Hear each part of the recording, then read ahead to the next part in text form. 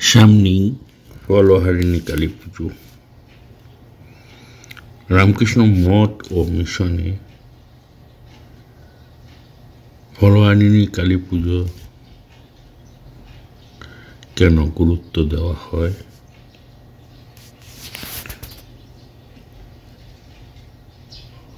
এবং ওই ফলহারিণী কালী পুজোয় রামকৃষ্ণ মিশন একটা বিশিষ্ট স্থান লাভ করে। অনেকের মতে জগৎজননী মহাশক্তিতে যেসব বিভিন্ন মূর্তিতে আরাধনা করা হয়, কালী রূপ তাদের অন্যতম। গ্রন্থমতে কালীকে বলা হয় আদিরূপিণী আদ্যাশক্তি, সবকিছুরই কারণ। ইচ্ছামাত্রে তিনি ওই চরাচর বিশ্ব সৃষ্টি করেছেন, আবার প্রলয়কালে তিনিই সংহার করেছেন। জগৎ সংহারক মহাকালী তারই একটি রূপ মাত্র।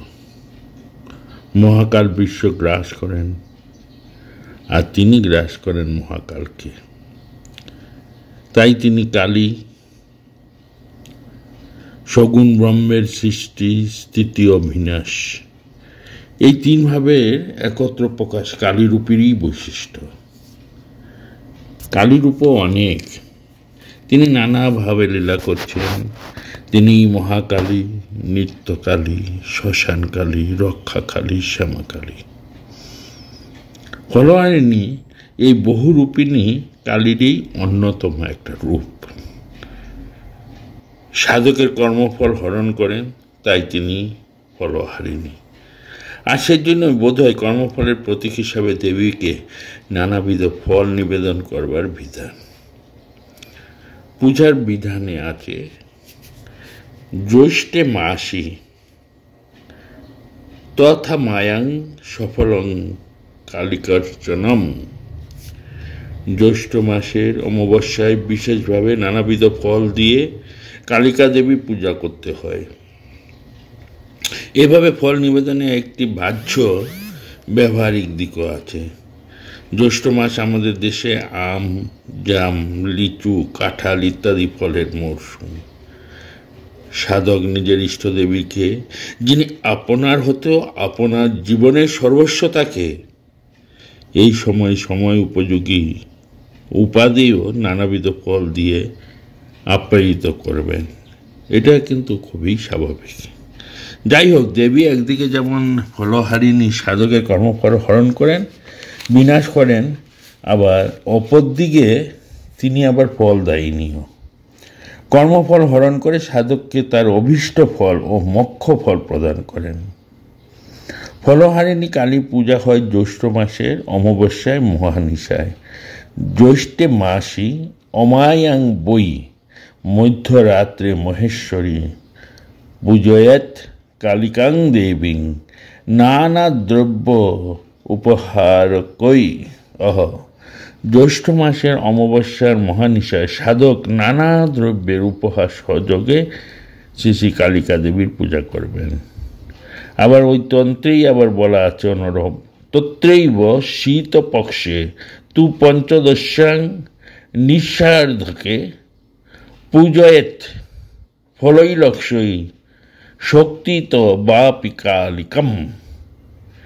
সেই মাসেরই অর্থাৎ জ্যৈষ্ঠ মাসের পূর্ণিমার অর্ধরাত্রে লক্ষ ফল উপচারে অসমর্থ হলে যথাশক্তি ফল নিবেদন পূর্বক কালিকা দেবীর পূজা করবেন। দ্বিবিধ বিধান থাকলেও প্রথমোক্ত বিধানই অর্থাৎ জ্যৈষ্ঠ মাসের অমাবস্যার পূজা রীতিই বহুল প্রচলিত। শ্রীরামকৃষ্ণ সঙ্গে ফলহারিণী কালী পূজা দিনটির একটি বিশেষ তাৎপর্য। 1280 সালের ফলহারিণী পূজার পূর্ণ দিনটিতে শ্রীরামকৃষ্ণ তার সাধক জীবনের একটি বিশেষ ব্রত উদযাপন করেন। ব্রতটি উদযাপিত হয় বিচিত্র এক পূজা অনুষ্ঠানের মধ্যে দিয়ে। ওই দিন তিনি শ্রী শ্রী মা শারদা দেবীকে ষোড়শী রূপে পূজা করে আপনার সহিত সাধনের ফল এবং জপের মালা প্রভৃতি সর্বস্ব শ্রী শ্রী দেবী পাদপদ্মে চিরকালের নিমিত্ত বিসর্জনপূর্বক মন্ত্র উচ্চারণ করিতে করিতে তাহাকে প্রণাম করিলেন। মূর্তিমতী বিদ্যারূপিণী মানবীর দেহ অবলম্বনে ঈশ্বরীয় উপাসনাপূর্বক ঠাকুরের সাধনার পরিসমাপ্তি হইল। তাহার দেব মানবত্ব সর্বতভাবে সম্পূর্ণতা লাভ করিল। এই দিনে কালী পূজা তো হই, তবে শ্রী শ্রী রামকৃষ্ণ কর্তৃক মূর্তিমতী বিদ্যারূপিণী শ্রী শ্রী মা সারদা দেবীর দেহ অবলম্বনে আদ্যাশক্তিকে ষোড়শী রূপে পূজা করার বিচিত্র এই ঘটনাটি ফলহারিণী কালী পূজাকে শ্রীরামকৃষ্ণ সঙ্ঘে একটি বিশেষ তাৎপর্য এনে দিয়েছে। আর শ্রীরামকৃষ্ণের ষোড়শী পূজার পূর্ণ এই ঘটনার অনুসরণে শ্রী শ্রী মা সারদা দেবীকে স্মরণ করে কালী পূজাই যে এই দিনটার প্রধান আকর্ষণ তা বলা বাহুল্য। প্রসঙ্গত উল্লেখ্য যে ষোড়শী দশ মহাবিদ্যার অন্যতম রূপ।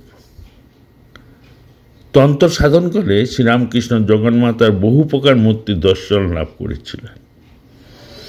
সে প্রসঙ্গে তিনি বলতেন, ওই মূর্তিসমূহের সকলগুলি অপূর্ব সুরপা হইল শ্রী শ্রী রাজেশ্বরী রাজরাজেশ্বরী বা ষোড়শী মূর্তির সৌন্দর্যের সহিত তাহাদিগের রূপের তুলনা হয় না।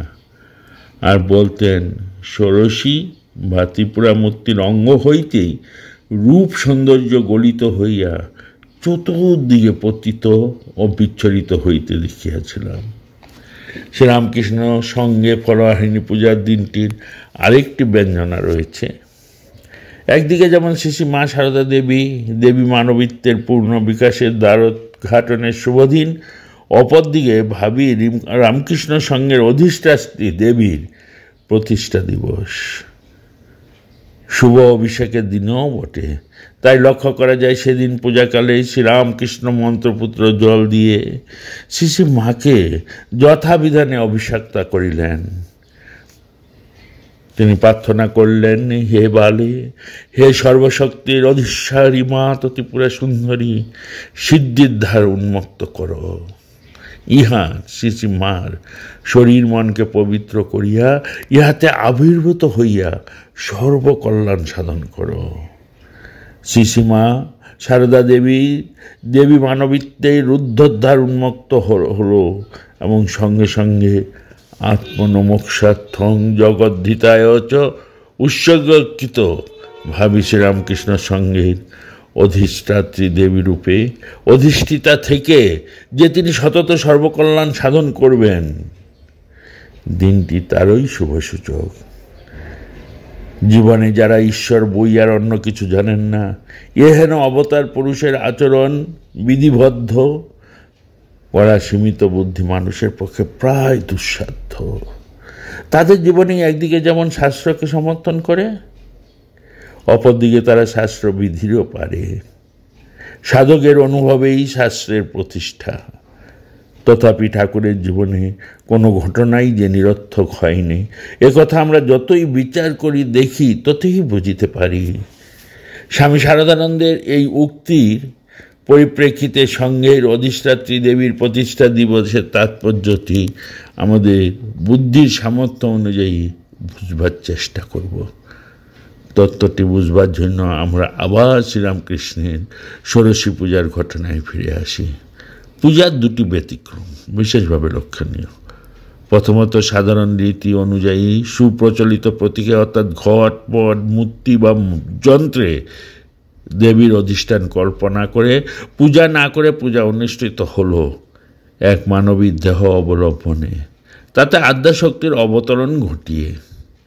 প্রসঙ্গত উল্লেখ্য যে মূর্তি বা বস্তুতে পূজ্য দেবতার অধিষ্ঠান কল্পনা করা হয়, সেই মূর্তি বা বস্তু পূজ্য সেই দেবতার প্রতীক অথবা প্রতিমা। মানব প্রতিমায় পূজা রীতি বহুল প্রচলিত না হলেও একবারে অপ্রচলিত নয়। মানব প্রতিমায় কুমারী পূজা একটা সুপ্রচলিত শাস্ত্র অনুমোদিত রীতি। দ্বিতীয়ত, দক্ষিণা কালীর পূজা না করে শ্রীরামকৃষ্ণ সঙ্ঘ পূজা করলেন সর্বসিদ্ধি প্রদয়ায় নীতিপুরা সুন্দরী ষোড়শীর। কালীর ফলহারিণীর রূপের কোনো ধ্যানমন্ত্র বা পৃথক পূজাবিধি নেই। অর্ধরাত্র পূজার মুখ্য কাল স্থল দীপান্বিতাবৎ পূজাপকরণ ব্যবস্থা গ্রাহ্য। স্বাতন্ত্র্য শুধু উপচার নিবেদনের বেলাতে। অন্যান্য বহুবিধ উপচার নিবেদনের সঙ্গে নানাবিধ গোটা ফল দেবীকে নিবেদন করাই এই পূজার বৈশিষ্ট্য। সর্বসাধক প্রকৃতি বৈদিক ধর্মের প্রবক্তা আচার্য শঙ্কর ভারতের এক প্রান্ত থেকে অপর প্রান্ত পর্যন্ত পরিভ্রমণ করে শুধু ধর্মপ্রচার করেই ক্ষান্ত হননি, তার রক্ষণেরও একটি স্থায়ী সুপরিকল্পিত ব্যবস্থা করে দিয়েছেন। তার এই মহৎ উদ্দেশ্য কার্যকারী করবার মানুষের ভারতে 4 প্রান্তে, দক্ষিণে তুঙ্গাভদ্রা নদীর তীরে শৃঙ্গেরি মঠ, পূর্বে পুরীতে গোবর্ধন মঠ, পশ্চিমে দ্বারকায় সারদা মঠ এবং উত্তরে বদ্রিকাশ্রমের নিকটে জ্যোতির্মঠ, 4টি মঠ স্থাপন করে তিনি 4 জন সুযোগ্য শিষ্যের উপর মঠগুলি পরিচালনার দায়িত্ব অর্পণ করেন। সন্ন্যাসীদের সঙ্গবদ্ধ করে তাদের সুষ্ঠুভাবে পরিচালনার জন্য এই 4 জন মঠাধীশের নেতৃত্বে সন্ন্যাসীদের 4 ভাগে বিভক্ত করে ভারতের 4 অংশে তাদের কর্মক্ষেত্র নির্দিষ্ট করে দেন। এইসব সন্ন্যাসীদের পরিচিত পুরী, গিরি, ভারতী, তীর্থ, বন, অরণ্য, পর্বত, আশ্রম, সাগর ও সরস্বতী। এই 10টির কোনো একটি নামে, তাই তার 10 নামী সম্প্রদায় সন্ন্যাসী নামে পরিচিত। শিষ্যদের প্রতি আচার্যের নির্দেশ আছে দ্বারকাধাম, পুরীধাম, জ্যোতির্ধাম বা রামেশ্বর ধামে 4 মঠের নাম হবে যথাক্রমে সারদা মঠ, গোবর্ধন মঠ, জ্যোতির্মঠ ও শৃঙ্গেরি মঠ। আর সারদা মঠের অধীন তীর্থ ও আশ্রম সম্প্রদায়, গোবর্ধন মঠের অধীন বন ও অরণ্য সম্প্রদায়, জ্যোতির্মঠের অধীন গিরি, পর্বত ও সাগর সম্প্রদায় এবং শৃঙ্গেরি মঠের অধীন সরস্বতী, ভারতী ও পুরী সম্প্রদায় থাকবে। সন্ন্যাসীদের এই 10 সম্প্রদায় 4 মঠের অধীন থেকে। শ্রীরামকৃষ্ণের সন্ন্যাসগুরু পরিবাচকাচার্য শ্রীমৎ তোতাপুরী। সেই সূত্রে শ্রীরামকৃষ্ণের সঙ্গে সন্ন্যাসীরা গুরু পরম্পরাক্রমে পুরী সম্প্রদায়ভুক্ত। পুরী সম্প্রদায়ের মূল মঠ শৃঙ্গেরিতে। শৃঙ্গেরি মঠে তথা পুরী সম্প্রদায়ের অধিষ্ঠাত্র দেবী কামাক্ষী। কামাক্ষী দেবীর মন্দির রয়েছে দক্ষিণ ভারতের কাঞ্চিপুরমে। সেখানে দেবী ষোড়শমূর্তি প্রতিষ্ঠিত। আচার্য শঙ্কর সেখানে শ্রীযন্ত্র প্রতিষ্ঠা করে যন্ত্রপরি এক মন্দির নির্মাণের ব্যবস্থা করেন এবং দেবীর বিধিসম্পন্ন নিত্য পূজার প্রবর্তন করে যান। আগেই বলা হয়েছে শ্রীরামকৃষ্ণের সঙ্গে সন্ন্যাসীরা পুরী সম্প্রদায়ভুক্ত এবং পুরী সম্প্রদায়ের অধিষ্ঠাত্রী দেবী কামাক্ষী, যার অপর নাম ষোড়শী, ত্রিপুরা সুন্দরী, রাজেশ্বরী বা শ্রীবিদ্যা। আচার্য শঙ্কর যে দেবী শ্রীবিদ্যাকে কামাক্ষী নামে কাঞ্চিপুরমে প্রতিষ্ঠা করেছিলেন, শৃঙ্গেরি মঠে তিনি বিরাজমান শ্রীযন্ত্রে মঠের অধিষ্ঠাত্রী দেবী রূপে। আর তাকেই শ্রীরামকৃষ্ণ এ যুগে প্রতিষ্ঠা করলেন শ্রী শ্রী মা সারদা দেবী রূপে, জীবন্ত প্রতিমাতে। ভাবি শ্রীরামকৃষ্ণ সংঘকে সতত নিয়ন্ত্রণ ও পরিচালিত করবেন বলে। এখানেই পূজার পূর্ব উল্লেখিত আপাত দৃষ্টিত ব্যতিক্রম দুটির সামঞ্জস্য এবং শ্রী শ্রী মা সারদা দেবীকে ষোড়শী রূপে পূজা করবার সার্থকতা। শ্রী শ্রী সারদা দেবী সম্বন্ধে শ্রীরামকৃষ্ণের একটি মন্তব্য আলোচনা প্রসঙ্গে বিশেষ অনুধাবনযোগ্য। তিনি বলেছিলেন, ও সারদা সরস্বতী জ্ঞান দিতে এসেছে। এ গান্ধায়নী মহাবুদ্ধিমতী। ও কি যে সে, ও আমার শক্তি। কাজেই এই মহাপূজার শ্রী শ্রী মা সারদা দেবী রূপ জীবন্ত প্রতিমা যে সর্বশ্রেষ্ঠ আধার, তাতে সন্দেহ নেই। বিচিত্র পূজার বিচিত্র প্রতিমা। শ্রীরামকৃষ্ণ কিন্তু এত সব চিন্তা করে কোনো পূর্ব পরিকল্পনা অনুযায়ী ষোড়শী পূজা করেননি, আর করবেনই বা কী রূপে। ঈশ্বরের পথে সম্পূর্ণ নির্ভর করিয়া যাহার জীবনে প্রতিক্ষণ প্রতিকার্য করিতে অভ্যস্ত হইয়াছেন, তাহারা স্বয়ং মতলবাটিয়া কখনো কোনো কার্যে অগ্রসর হন না। আত্মকল্যাণ বা অপরের কল্যাণ সাধন করিতে তাহারা আমাদিগের ন্যায় পরিচ্ছন্ন ক্ষুদ্রবৃদ্ধি সহায়তা না লইয়া শ্রী ভগবানের বিরাট বুদ্ধির সহায়তা অইঙ্গিতের প্রতীক্ষা করিয়া থাকেন। কাজেই শ্রী ভগবানের ইচ্ছায় যে স্বাভাবিকভাবেই শ্রীরামকৃষ্ণ জীবনে এসব ঘটেছে তা বলা নিষ্প্রয়োজন। স্বাভাবিকভাবে ঘটে থাকলেও তার জীবনে প্রতি ঘটনাই যে বিশেষ তাৎপর্যবহ তার অন্যতম নিদর্শন শ্রী মা সারদা দেবীকে ষোড়শী রূপে পূজা করার ঘটনা। তাকে ষোড়শী রূপে পূজা করে শ্রীরামকৃষ্ণ একদিকে যেমন শ্রী মা সারদা দেবীকে পূর্ণ বিকাশের দ্বার অর্গলমুক্ত করেছিলেন, অপরদিকে আনুষ্ঠানিকভাবে তাকে প্রতিষ্ঠা করেছিলেন ভাবী সঙ্গের অধিষ্ঠাত্রী দেবী রূপে। তাই ফলরানী কালী পুজোর দিনটি শ্রীরামকৃষ্ণ সংঘে বিশেষ তাৎপর্যবহ একটি ঐতিহাসিক স্মরণীয় বরণীয় দিন। অর্থাৎ মাকে এই ষোড়শী পূজা উপলক্ষে মাকেই মৃন্ময়ী রূপে পূজা করে রামকৃষ্ণ মিশন মঠকে সমৃদ্ধ করেছিলেন ভগবান শ্রীরামকৃষ্ণ।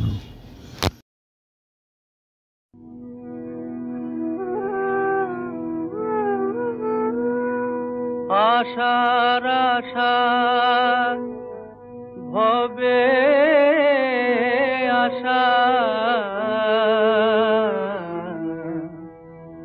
আশা মাত্র হলো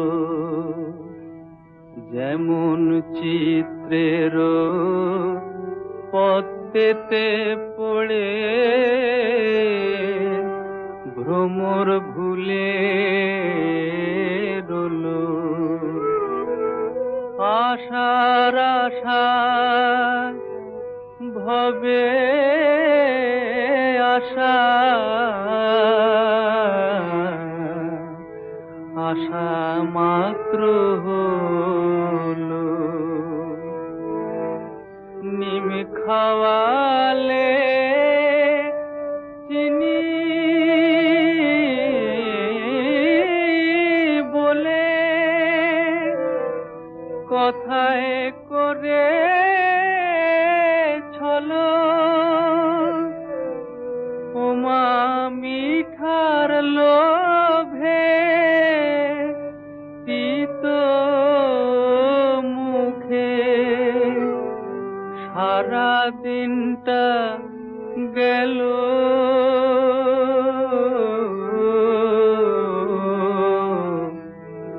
আশা মাত্র হলো খেলবি বলে ফাঁকি দিয়ে নাবালি ভূতলে একই খেলা খেলালে মাগো, আশা না পুরিল প্রসাদ বলে ভবে খেলায় যাহাবার তা হলো। এখন সন্ধ্যা বেলায় কোলের ছেলে ঘরে নিয়ে চলো,